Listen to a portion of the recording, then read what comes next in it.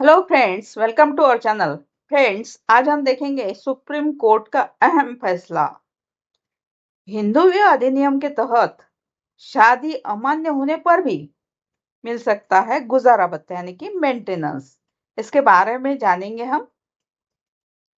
माननीय supreme court ने एक फैसले में कहा है जिसमें अगर हिंदू विवाह अधिनियम 1955 के तहत किसी विवाह को अमान्य घोषित करने के बावजूद दोनों पक्षों में से कोई भी व्यक्ति अंतरिम भरण पोषण यानी इंटरिम मेंटेनेंस और स्थायी गुजारा भत्ता का दावा कर सकता है। माननीय सुप्रीम कोर्ट ने एक फैसले में कहा है, अगर यदि किसी विवाह को 1955 अधिनियम के सेक्शन 11 के तहत अमान्य घोषित कर दिया गया है तो उस विवाह में शामिल दोनों पक्षों में से किसी को भी अधिनियम की धारा 25 के तहत यानी सेक्शन 25 के तहत स्थायी गुजारा भत्ता यानी मेंटेनेंस या भरण पोषण का दावा करने का अधिकार है।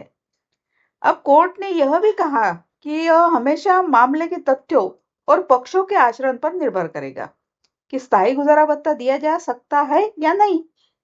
अब सेक्शन 25 के तहत राहत देना हमेशा न्यायिक विवेक पर निर्भर है। अब हिंदू विवाह अधिनियम के तहत अंतरिम भरण पोषण के सवाल पर फैसले में कहा गया, यहाँ तक कि यदि कोई अदालत दोनों के विवाह को अमान्य करने या रद्द करने योग्य मानती है, तब भी 1955 अधिनियम के तहत चल रहे मामले के अंतिम निपटारे तक अदालत अंतरिम भरण पोषण दे सकती है। अब इसमें यह भी कहा कि सेक्शन 24 के तहत अंतरिम राहत का निर्णय करते समय अदालत हमेशा उस पार्टी के आचरण को ध्यान में रखेगी जो राहत की मांग कर रही है, क्योंकि राहत देना हमेशा न्यायिक विवेक पर निर्भर है।